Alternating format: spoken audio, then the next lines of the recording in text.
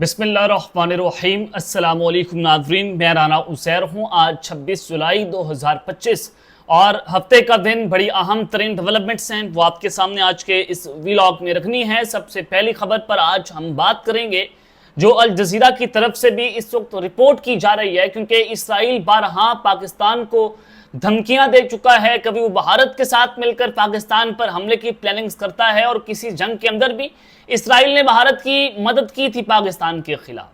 तो अब जो खबर आ रही है कि इसराइल का एक बार फिर से बलूचिस्तान में जो इस वक्त खौफनाक तरीन हमले की इतलात आ रही हैं वो इंतहाई खतरनाक है, इंतहाई लर्ज़ाखेज़ है कि इसराइल की खुफिया एजेंसी मोसाद बलूचिस्तान में इस वक्त क्या कर रही है, वो वहां पर कौन सी कार्रवाइयां सर अंजाम दे रही है, अल जज़ीरा इसके ऊपर क्या रिपोर्टिंग कर रहा है। तमाम तर डिटेल्स, तमाम तर तफसीलात जो हैं वो आपके सामने आज के इस व्लॉग में रखूंगा। और फिर पाक फौज ने भी इस वक्त इसराइली मोहरे उड़ा कर रख दी। पाक फौज की जानिब से भी एक बड़ा अहम तरीन ऑपरेशन हुआ है जिसने इस वक्त सबके दरो दीवार हिला दिए हैं। उस ऑपरेशन की मुकम्मल कहानी, उसकी मुकम्मल डिटेल्स जो है वो आपके सामने रखूंगा कि न्यू दिल्ली से लेकर तल अबीब तक इस वक्त सफ़े मातम क्यों बिछा हुआ है। और फिर जो दूसरी अहम खबर है वो जरा बड़ी इंपॉर्टेंट है। इसहाक डार साहब के इंटरव्यू के लेकर वो इस वक्त बड़ी कंट्रोवर्सी क्रिएट हो रही है। इसहाक डार साहब अमेरिका में इस वक्त कौन से अहम मिशन के ऊपर मौजूद हैं और ये एक बड़ा फैसला कुन जो है वो दौरा होने जा रहा है वज़ीर ख़ारजा का। लेकिन वहीं पर उनकी जानिब से एक बहुत बड़ा ब्लंडर भी मारा गया। ये ब्लंडर क्या है उस पर भी बात करेंगे, लेकिन आगे बढ़ने से पहले आप सबसे दरख्वास्त कि चैनल को सब्सक्राइब कर लें, बेल आइकन को दबा दें। आने वाली तमाम तरह अपडेट्स आपकी खिदमत में बर वक्त पेश होती रहें। नाज़रीन, इसहाक डार इस वक्त अमेरिका के दौरे पर हैं और उनकी अमेरिकी वज़ीर ख़ारजा मार्को रूबियो से एक बड़ी अहम तरीन जो है मुलाकात हुई। उस मुलाकात के बाद इलामिया भी जारी किया गया जिसके मुताबिक वज़ीर ख़ारजा मार्को रूबियो ने पाकिस्तान के मस्बत किरदार को सराहा है। अब इस दौरे की जो टाइमिंग्स हैं वो इस वजह से इंपॉर्टेंट हैं कि इससे पहले इमरान खान के साहबजादे जो कासिम सुलेमान है वो जो है वो अमेरिका के दौरे पर थे। वहाँ पर उनकी मुलाकातें हो रही थी अपने वालिद साहब को लेकर। वहाँ पर वो ह्यूमन राइट्स के ऊपर बातें कर रहे थे। बहुत सारी चीज़ें थी जो उनके दौरे को लेकर हो रही थी। लेकिन उसके फौरी बाद इसहाक डार का वहाँ पर जाना और फिर उनके अमेरिकी वज़ीर ख़ारजा से मिलना और अमेरिकी वज़ीर ख़ारजा का ये कहना कि पाकिस्तान अपना मस्बत किरदार अदा कर रहा है, उसको हम सराहते हैं। तो आप अंदाजा लगा लीजिए कि इस वक्त चीजें किस जानिब जा रही हैं। और अमरीकी महकमा खारजा के मुताबिक पाकिस्तान का ईरान के साथ मुकालमे में सालिस का किरदार काबिल तारीफ है। पाकिस्तान ने खत्ते में इस्तेकाम के लिए किरदार अदा किया है। अब सारी जो नजरें हैं अमरीका की वो रेयर अर्थ मिनरल्स के ऊपर हैं, वो मादनियात के ऊपर हैं। वहां पर बताया जा रहा है, वहां पर ब्रीफिंग्स दी जा रही है मादनियात पर अमरीका को लेकर। और अमरीकी महकमा खारजा का यह बताना है कि इसहाक डार मार्को रूबियो मुलाकात में दहशतगर्दी के खात्मे के लिए दो तरफा ताउन बढ़ाने पर बात हुई। दाइश खुरासान के खिलाफ मुश्तरका हिकमत अमली पर भी तबादला ख्याल किया गया। अगस्त में इस्लामाबाद में पाक अमरीका इंसदाद दहशतगर्दी मुज़ाकरात भी होंगे। वज़ीर ख़ारजा की मुलाकातों में पाकिस्तान और अमरीका के दरमियान तजारती ताल्लुकात बढ़ाने की अहमियत पर जोर दिया गया और डार और रूबियो मुलाकात में मादनियात और माइनिंग सेक्टर में ताउन के इम्कानात पर भी बात हुई है। अब आप अंदाजा करें कि जो मुलाकातें इमरान खान के साहबजादे अमेरिका करके गए हैं और फिर स्टेट टू स्टेट यहाँ पर जो मुलाकातें हो रही हैं इसहाक डार की और मार्को रूबियो की, चीज़ें इस वक्त बहुत कॉम्प्लिकेटेड होती चली जा रही हैं, जिस पर अभी हम कुछ भी कहना कबल अज़ वक्त हो सकता है। ज़ाहिर है चीज़ें जो हैं वो तो वहाँ से भी अप्रूवल आएगा अमेरिका से तो आगे बढ़ेंगी। तो यहाँ से नजर आता है कि इस वक्त बड़े मजबूत ग्राउंड्स के ऊपर जो है वो इस तरफ से खेला जा रहा है। लेकिन वहीं पर इसहाक डार साहब इटलाकिंग काउंसिल में थे, वहाँ पर जो इंटरव्यू दिया गया वो बड़ा उनका एक बहुत बड़ा ब्लेंडर आप उसको कह सकते हैं, क्योंकि आफिया सिद्दीकी साहिबा जो हैं वो पहले अफगानिस्तान और फिर वहाँ से आगे अमेरिका ने उनको गिरफ्तार किया, जिनसे इस्तेसाल हुआ। और आप अंदाजा करें कि वहां पर ड्यू प्रोसेस की धज्जियां उड़ाकर रख दी गई अमेरिका की तरफ से। आफिया सिद्दीकी के लिए आवाज उठानी चाहिए, ये मेरा फर्ज भी है और बीइंग अ जर्नलिस्ट हमें ये काम करना चाहिए और हम करते रहेंगे अपना काम।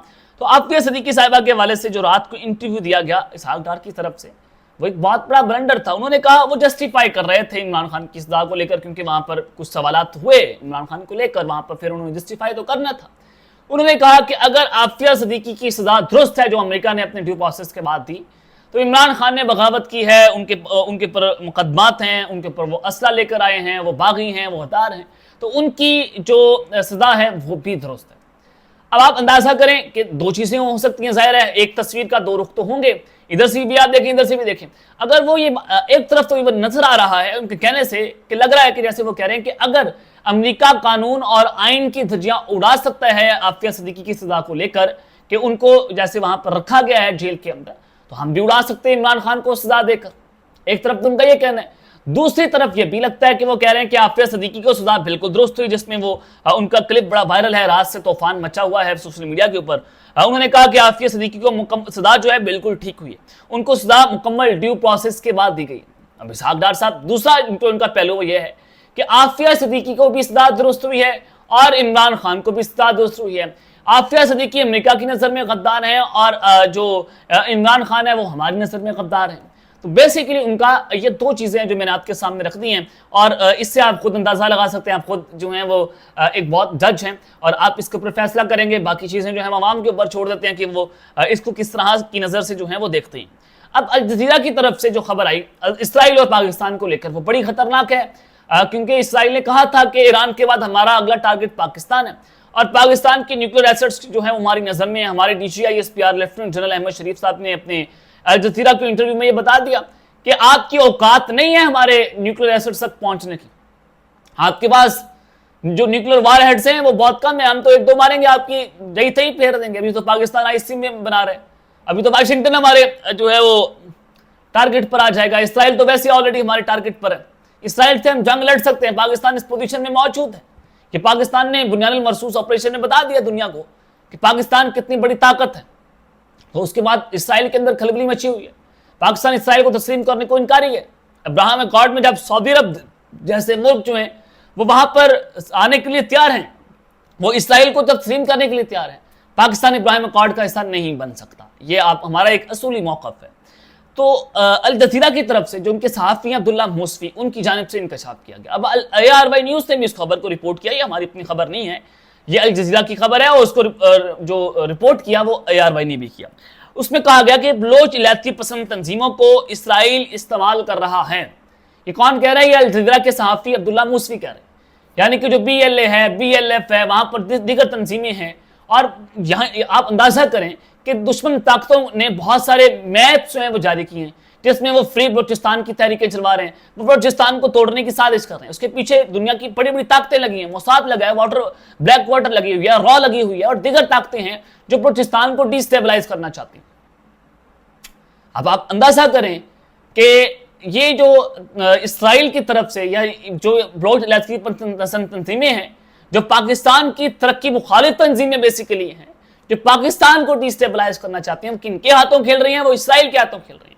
یہ الجزیرہ کی خبر ہے. اب موساد جو ہے بلوچستان میں کس قدر کون سی کارروائیاں کر رہا ہے؟ دہشت گردی کارروائیوں کے اندر ملوث ہے. موساد اور را مل کر پاکستان کے اوپر حملے کر رہے ہیں بلوچستان کے علاقوں میں.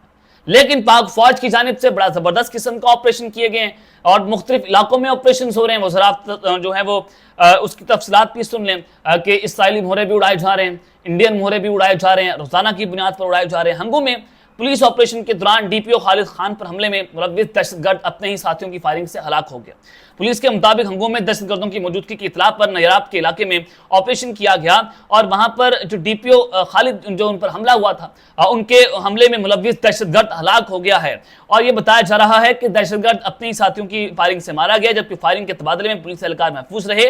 اور اس حوالے سے سوات جو ہے وہاں پر آپریشن کیا گیا. پولیس اور CTD نے وہاں پر مشترکہ کاروائی کی ہے, اور 3 دہشت گرد وہاں پر ہلاک ہو چکے ہیں, اور یہ CTD نے سوات کے علاقے پارڑی میں کاروائی کی. DPO نے بتایا کہ فورسز کی مشترکہ کاروائی کے نتیجے میں 3 دہشت گرد ہلاک ہوئے, جن کی شناخت اجمل وقاص اور عبدالغفار کے نام سے ہوئی ہے.